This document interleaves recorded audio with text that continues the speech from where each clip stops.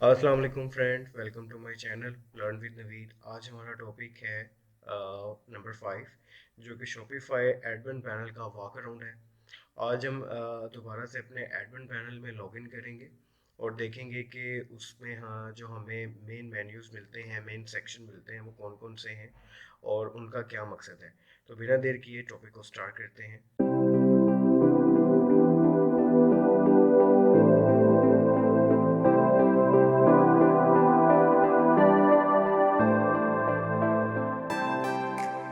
तो सबसे पहले जो है मैं क्या करूँगा, मैं अपने शॉपिफाई का जो डेमो स्टोर है मैं उस पर लॉगिन कर लूँगा। तो लॉगिन कैसे करना है, यहाँ पे आप देखें कि आपके पास accounts.shopify.com/store डैश स्टोर लॉगिन, तो ये यूआरएल है जिससे हम सिंपल लॉगिन होते हैं।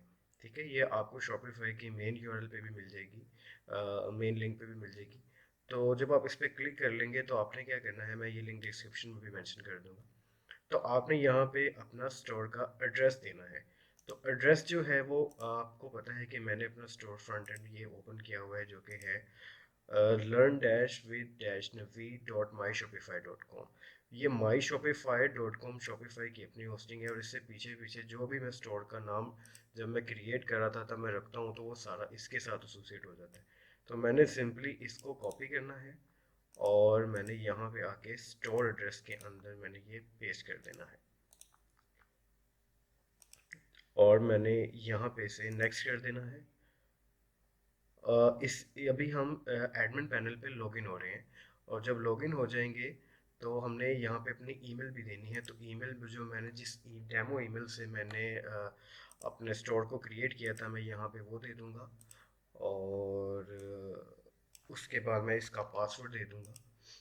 तो मैं इसके एडमिन पैनल में जो है लॉगिन कर जाऊँगा। तो मेरा पासवर्ड इसके ऊपर सेव था, इसने ऑटो उठा लिया है। मैं जस्ट लॉगिन पे क्लिक करता हूँ। तो ये थोड़ा सा टाइम लेगा, लेकिन मुझे लॉगिन के जो एडमिन सेक्शन है शॉपिफाई के, उस पर लैंड करवा देगा। तो जैसे ही ये लैंड करता है, मैं आपको आगे इसके पूरे डिटेल मेन्यूज जो हैं वो मैं आपको वॉक अराउंड उनका एक एक करके देता जाऊंगा। तो सबसे पहले आपने नोट करना है कि मैं होम पे आया हूँ। ठीक है, ये आपका एडमिन पैनल जिस पे हमने थीम लगाना सीखा था। तो आज मैं इन मेन्यूज़ के बारे में वॉक अराउंड दूंगा। और सबसे पहले हमारे पास होम का सेक्शन है। होम बेसिकली हमें नई अपडेट्स और नई चीज़ों के बारे में बताता है कि जो शॉपिफाई की तरफ से डेली बेसिस पे आती रहती हैं। कुछ स्ट्रैटेजीज हो सकती हैं, कुछ मार्केटिंग बेस से हो सकती हैं कि आप अपनी प्रोडक्ट की मार्केटिंग कैसे जो है इनहेंस कर सकते हैं, और कुछ जो है आपकी सजेशंस हो सकती हैं कि आपकी कौन सी ऐसी प्रोडक्ट है जो ज़्यादा सर्च की जा रही है, और वो सारी चीज़ें आपको होम में मिल सकती हैं, सजेशन ज़्यादातर मिलती हैं। और उसके बाद जो सेक्शन होगा वो जाएगा हमारा ऑर्डर्स का सेक्शन। अगर मैं ऑर्डर्स पे क्लिक करूँ तो आपके पास यहाँ पे जो कल को जितने भी कस्टमर्स के ऑर्डर आएंगे वो सब यहाँ पे इकट्ठे होंगे। और अभी तो बेसिकली ये स्टोर डेमो है, तो इसमें कोई ऑर्डर नहीं है।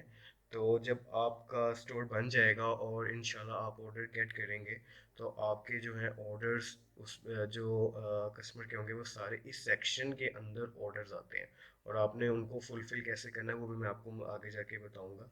उसका प्रिंट कैसे लेना है और कैसे करना है। ये देखें, अभी ऑर्डर नहीं है तो ये इसलिए बता रहा है, वरना अगर आपके ऑर्डर जब आएंगे तो यहाँ पे आएंगे। ऑर्डर का नंबर होगा, यूनिक ऑर्डर नंबर होगा, कस्टमर का नाम होगा, उसके बाद उस ऑर्डर की अमाउंट होगी कि और उसने कहाँ से कितने का ऑर्डर जो है परचेज किया है, और किस सिटी से किया है, किस जगह से किया है, इंटरनेशनल है कि पाकिस्तान का है। तो ये दोनों जी सारी चीज़ें जो है वो आपको ऑर्डर सेक्शन में मिलेंगी। उसके बाद ड्राफ्ट है, ये आप जो खुद से ऑर्डर क्रिएट करेंगे वो ड्राफ्ट में जाते हैं। अगर आपको बैकएंड से कुछ कस्टमाइज ऑर्डर प्लेस करना पड़े तो वो सारा ड्राफ्ट के अंदर जाता है। उसके बाद अबेंडन चेकआउट्स हैं। जी नाजरीन, अबेंडन चेकआउट्स वो ऑप्शन होती है कि अगर कस्टमर कोई प्रोडक्ट आपके स्टोर में पसंद करता है और उसको शॉपिंग कार्ट में ऐड टू कार्ट करता है, लेकिन उसकी जो शॉपिंग है वो कंप्लीट नहीं करता और यहाँ से ही स्टोर को क्लोज कर देता है, तो वो उसकी जो शॉपिंग है वो कंप्लीट नहीं होती, वो अबैंडन चेकआउट कहलाती है। मीन के चेकआउट कंप्लीट नहीं हुआ। चेकआउट बीच में ही रह गया, तो इसको अबैंडन चेकआउट कहते हैं। तो अबैंडन चेकआउट, जितने भी ऐसे चेकआउट्स होंगे वो सारे इसके अंदर आएंगे। आप उनको एक एक करके चेक कर सकते हैं और उनको ईमेल भेज सकते हैं, और ऑटोमेटिकली ईमेल वैसे इसके साथ चली जाती है। उसकी भी सेटिंग मैं आपको बताऊंगा कि आप वो कैसे कर सकते हैं। तो उसके बाद हम चलते हैं प्रोडक्ट्स के सेक्शन पे।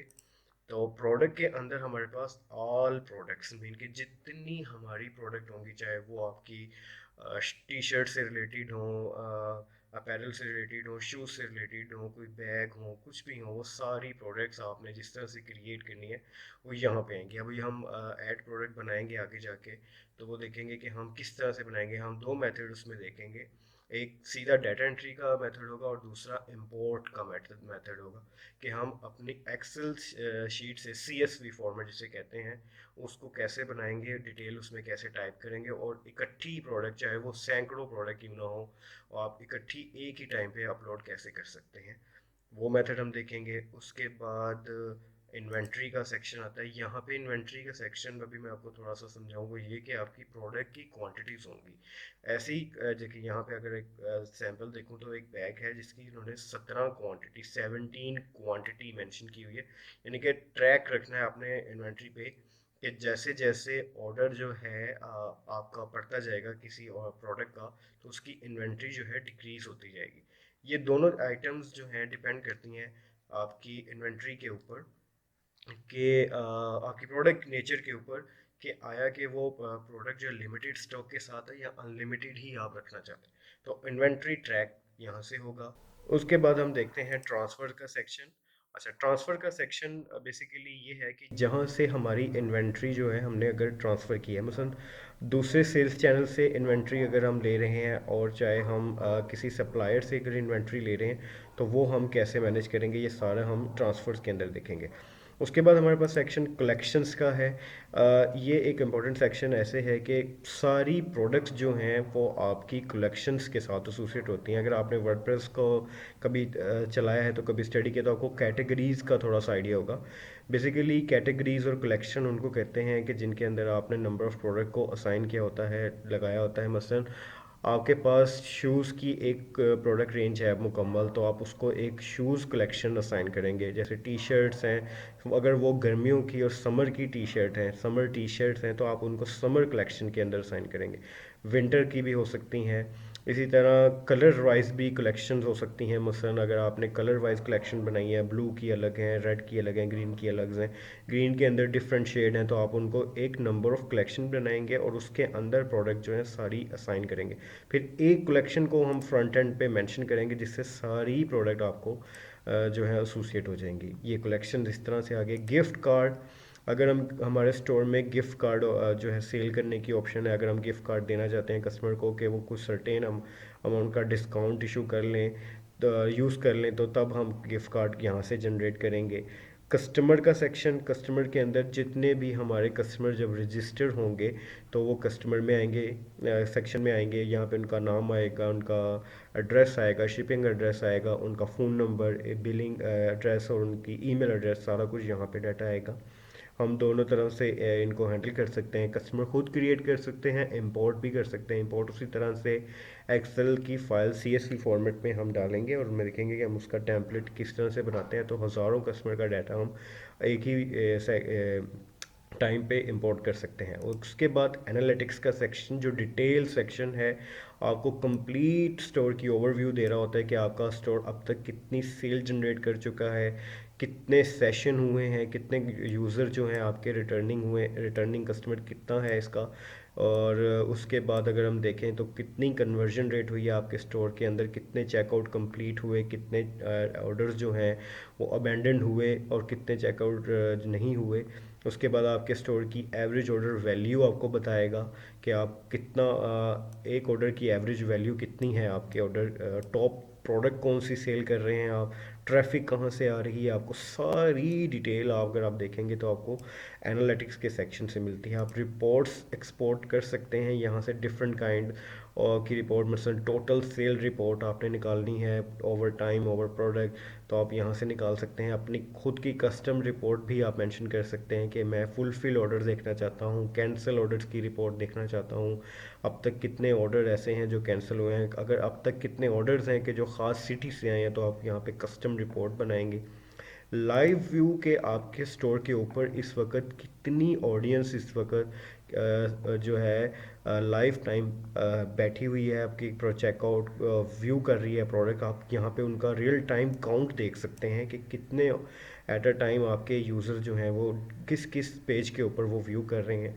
तो यहाँ पे आप उनका लाइव व्यू देख सकते हैं। उसके बाद मार्केटिंग का सेक्शन है, यहाँ पे हम देखेंगे अपनी कैंपेन। अक्सर आपको देखा होगा कि आपके ईमेल एड्रेसेस के ऊपर कुछ प्रोडक्ट्स जैसे दराज वगैरह है, उसकी कैंपेन आती रहती हैं, डिजिटल न्यूज़लेटर आता है, तो आप वो यहाँ से बनाएंगे और अपने इन कस्टमर्स को सेंड करेंगे। यहाँ से आपकी एक मार्केटिंग का सेक्शन है ये, उनको आप रिटारगेट कर सकते हैं। अबैंडन चेकआउट का टेम्पलेट सेट कर सकते हैं कि उनको कैसी ईमेल है वो जाए, कस्टमाइज्ड है, और किस किस का टाइम पे वो जाए, यानी कि जब अबैंडन कार्ट हो तो उसके आधे घंटे बाद जाए, घंटे बाद मार्केटिंग की उसकी एक ईमेल जा सकती है। उसके बाद आप उसी तरह से कैंपेन यहाँ पे मेंशन कर बनाएंगे। डिस्काउंट सप्लाई करेंगे हम प्रोडक्ट, जब प्रोडक्ट बनाएंगे तो अगर हमें कभी इन फ्यूचर उन पे डिस्काउंट लगाना पड़े तो हम यहाँ से उन प्रोडक्ट पे लगाएंगे। ऐप्स का सेक्शन है। ऐप्स में होता है कि ऐसी ऐप्स, थर्ड पार्टी ऐप्स जो कि हमारे स्टोर में कोई फंक्शनैलिटी, एक्सटर्नल फंक्शनैलिटी ऐड कर दे, तो हम वो ऐप्स के सेक्शन से, जैसे आपके बिल्कुल एंड्रॉयड फ़ोन में और एप्पल फ़ोन में ऐप्स होती हैं डिफरेंट काम करने के लिए, तो इस स्टोर की भी ऐप्स होंगी जो कि हमारा डिफरेंट काम कर रही होंगी। हम देखेंगे कि कौन सी ऐसी बेस्ट ऐप्स हैं मार्केटिंग पर्सपेक्टिव से, आपकी इन्वेंट्री पर्सपेक्टिव से, और ऑर्डर और प्रोडक्ट की जो है उनकी रेशो अच्छी करने के लिए कौन सी ऐप्स हैं, वो हम सारी इधर लगाएंगे। स्टोर को और इन्हेंस करने की कौन सी अच्छी ऐप्स हैं, हम सारी वो यहाँ पे देखेंगे। तो ऑनलाइन स्टोर को हमने ऑलरेडी थोड़ा सा स्टडी किया है कि यहाँ पे हमने थीम को ऑलरेडी स्टडी कर लिया था। हम ब्लॉग पोस्ट लगा सकते हैं, कस्टम पेजेस बनाएंगे, कॉन्टैक्ट अस और अबाउट अस जैसा। उसके बाद हम नेविगेशन लाजमी है, नेविगेशन की सेटिंग्स ये आपको मैं बता रहा हूँ कि ये होम फ्रंट एंड है हमारा और ये मेन नेविगेशन, ये हम सारी यहाँ से बनाएंगे। डोमेन जब हम कनेक्ट करेंगे अपने स्टोर की मेन यूआरएल ये वाली, तो हम वो यहाँ से कनेक्ट करेंगे। हमारे स्टोर की प्रेफरेंसेस मीन के मेन स्टोर के जनरल सेटिंग्स हम यहाँ से करेंगे। उसके बाद ओवरव्यू जो सेटिंग्स हैं, जो कि हाई लेवल सेटिंग्स हैं स्टोर की, हम वो यहाँ से करते हैं। तो होपफुली आज आपको ये वॉक अराउंड जो है काफ़ी नॉलेजेबल रहा होगा। उम्मीद है कि आपको ये लेक्चर जो है, जो ट्यूटोरियल है, ये बिल्कुल ही इजी तरीके से समझ आ रहा होगा। तो मज़ीद अच्छी अच्छी वीडियोस के लिए मेरे चैनल को लाजमी सब्सक्राइब करें ताकि आपको हर आने वाली न्यू वीडियोस जो है आसानी से मिल जाए। तो मिलते हैं आपसे इंशाल्लाह नेक्स्ट टॉपिक में। अपना ख्याल रखिएगा। अल्लाह हाफ़िज़।